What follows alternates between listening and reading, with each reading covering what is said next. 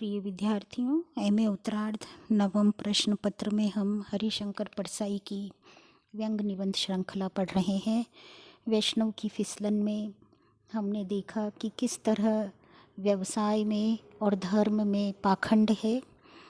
हमने गेहूं का सुख में भी देखा कि भौतिक सुख समृद्धि की कामना के लिए मनुष्य वैभव और पाश्चात्य अंधानुकरण की संस्कृति में किस तरह लिप्त है।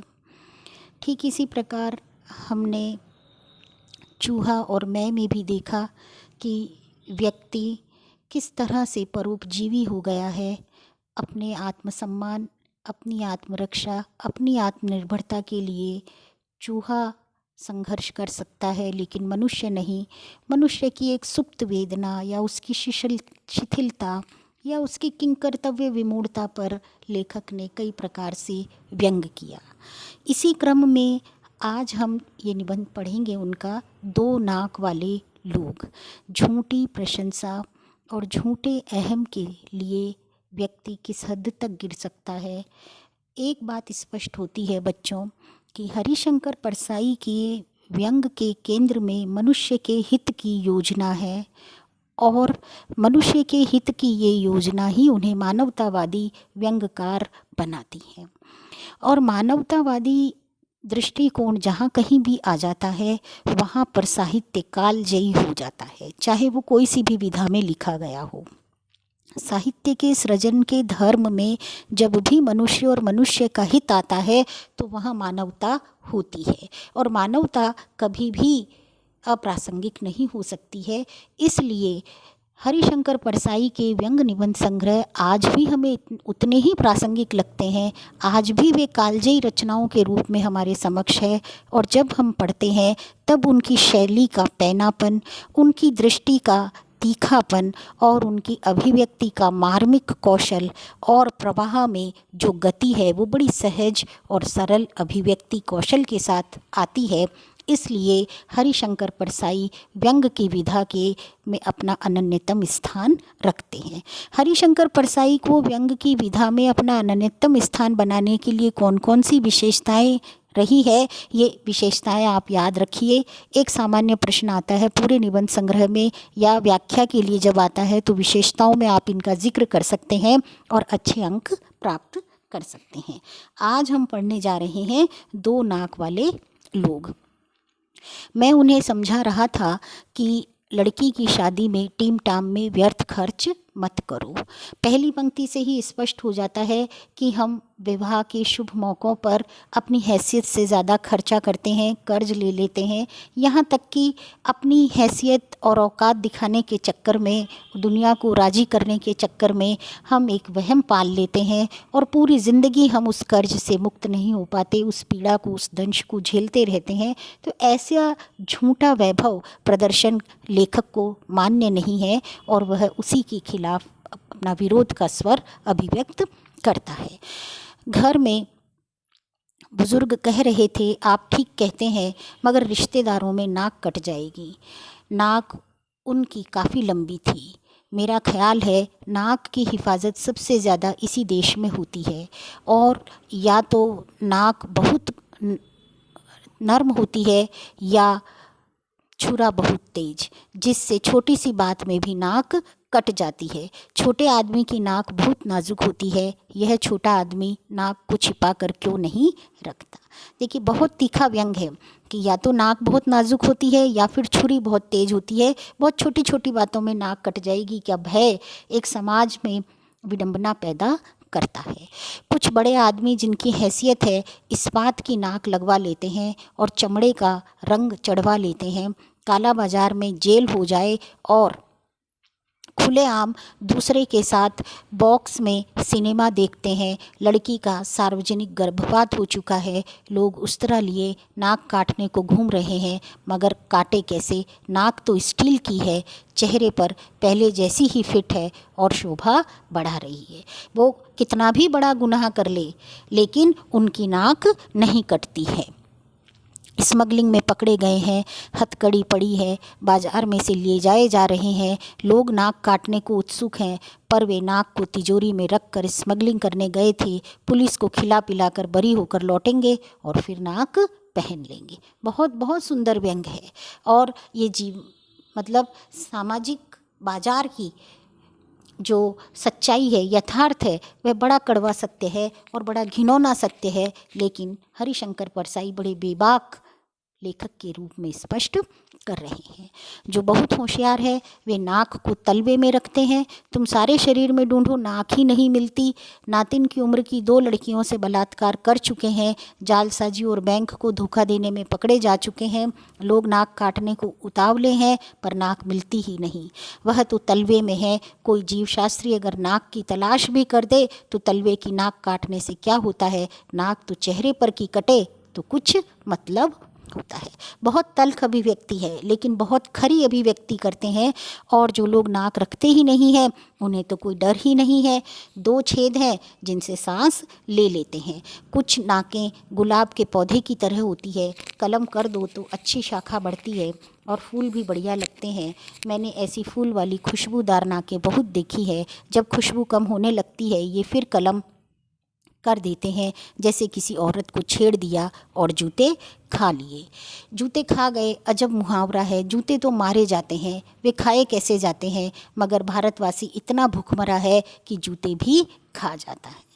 हमारी भारतीय मानवता पर बहुत गहरा व्यंग है। जितना खुले आम अशोभनीय व्यभिचार हो रहा है उसके प्रति लेखक की चिंता बहुत जायज़ है और अभिव्यक्ति बहुत तीखी है। यह कड़वा यथार्थ अभिव्यक्त करते हैं। नाक और तरह से भी बढ़ती है।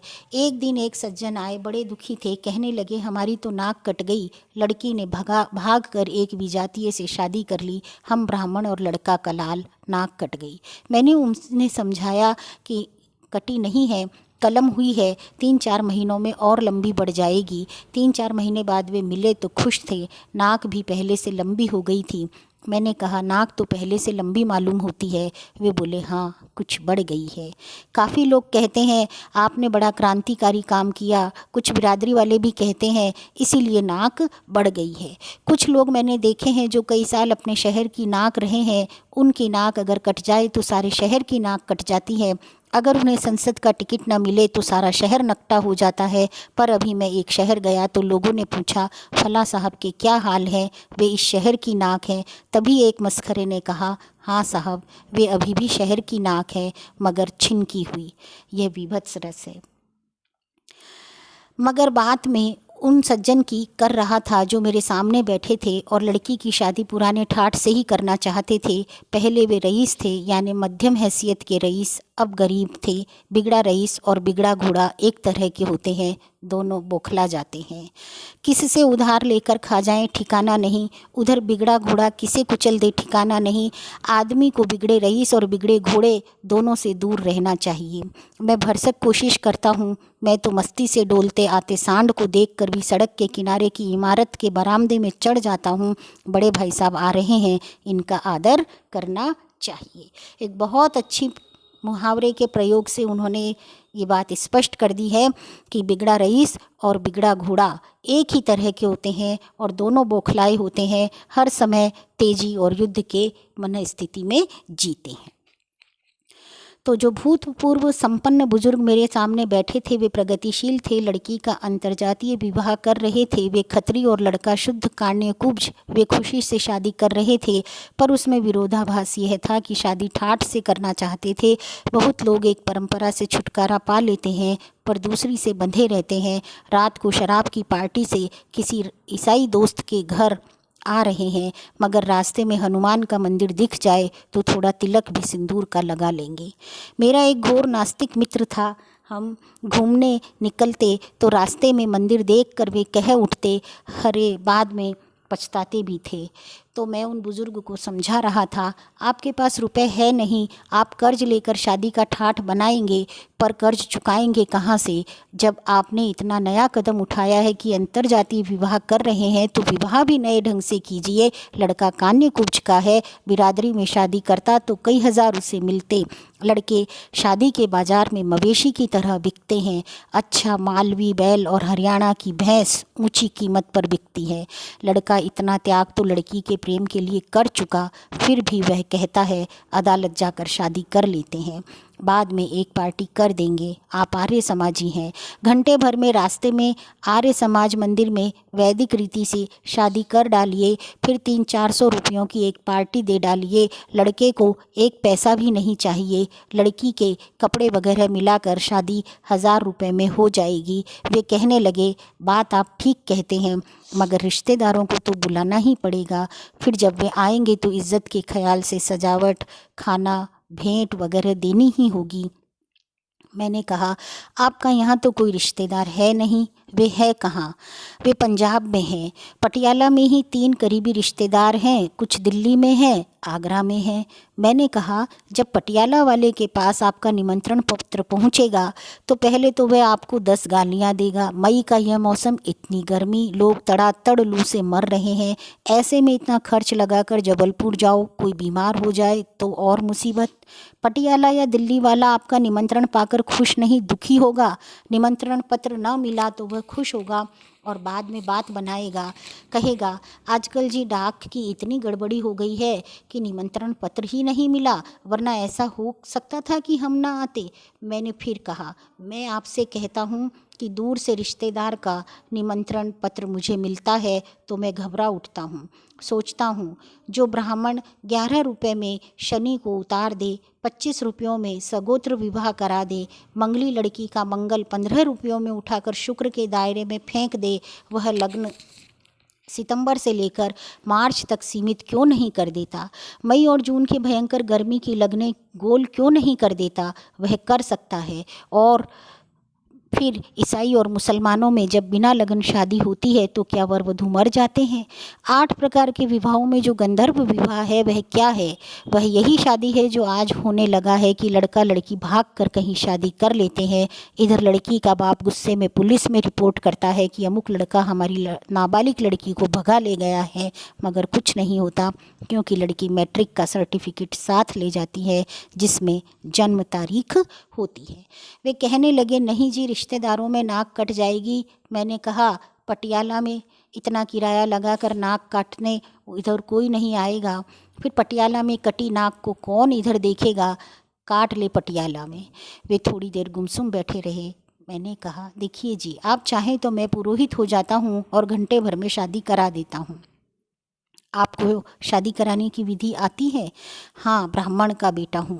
बुजुर्गों ने सोचा होगा कि लड़का नालायक निकल जाए और किसी काम धंधे के लायक ना रहे तो इसे कम से कम सत्यनारायण की कथा और विवाह विधि सिखा दो। ये तो मैं बचपन में ही सीख गया था। और बात यह है कि आजकल कौन संस्कृत समझता है और पंडित क्या कह रहा है इसे भी कौन सुनता है? वे तो अम और अहम इतना ही जानते हैं। मैं इस तरह मंगल श्लोक पढ़ दूँ तो भी कोई ध्यान नहीं देगा। ओम Jack and Jill will went up the hill to fetch a pail of water. ओम Jack fell down and broke his crown and Jill came trembling after कुर्यात सदा मंगलम। इसे लोग वैदिक मंत्र समझ लेंगे। लोग हंसने लगे। मतलब ये तो अतिशयोक्ति हो गई है कि हम अपनी संस्कृति को कितना दूषित कर रहे हैं और सांस्कृतिक विधान का जो क्षरण हो रहा है, लेखक पूरे समाज का उस ओर ध्यान आकर्षित करना चाहते हैं और ये कहना चाहते हैं कि अब हम इन रस्मों रिवाज के नाम पर इस तरह का प्रदूषण ना फैलाएं। मैंने कहा, लड़का उत्तर प्रदेश का कान्य कुब्ज और आप पंजाब के खत्री, एक दूसरे के रिश्तेदारों को कोई नहीं जानता। आप एक सलाह मेरी मानिए, इससे कम में भी निपट जाएगा और नाक भी कटने से बच जाएगी। लड़के के पिता की मृत्यु हो चुकी है, आप घंटे भर में शादी करवा दीजिए, फिर रिश्तेदारों को चिट्ठियां लिखिए। इधर लड़के के पिता को दिल का तेज़ दौरा पड़ा।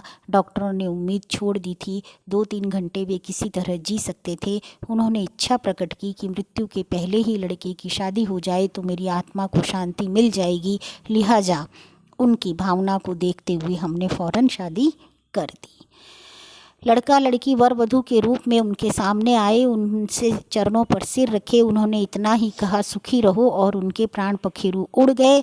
आप माफ़ करेंगे कि इसी मजबूरी के कारण हम आपको शादी में नहीं बुला सके। कौन जानता है आपके रिश्तेदारों में कि लड़की के पिता की मृत्यु कब हुई। उन्होंने सोचा, फिर बोले, तरकीब ठीक है, पर इस तरह की धोखाधड़ी मुझे पसंद नहीं। उन्हें काम का आदमी मैं नहीं लगा। दूसरे दिन मुझे बाहर जाना पड़ा। 2-3 महीने बाद लौटा तो लोगों ने बताया कि उन्होंने सामान और नगद लेकर शादी कर डाली। 3-4 दिन बाद से ही साहूकार सवेरे से तकादा करने आने लगे। रोज़ उनकी नाक थोड़ी थोड़ी कटने लगी। मैंने पूछा, अब क्या हाल है। लोग बोले, अब साहूकार आते हैं तो यह देख कर निराश लौट जाते हैं कि काटने को नाक ही नहीं बची। मैंने मजाक में कहा, साहूकारों को कह दो कि इनकी दूसरी नाक पटियाला में पूरी रखी है, वहाँ जाकर काट लो। बहुत वैवाहिक जो विडंबनाएं हैं और विवाह के संदर्भ में जो हम मिथ्या दिखावा करते हैं अपनी हैसियत को लेकर, इंसान अपनी प्रदर्शन को लेकर, जो हमारी सामाजिक संरचना में ये कुरीति है कि कर्जा लेकर, खर्चा देकर इस तरह विवाह करा जाए, तो उनको बड़ी किस्सा गोई छोटे छोटे उपहासों के माध्यम से हरिशंकर परसाई ने स्पष्ट किया है।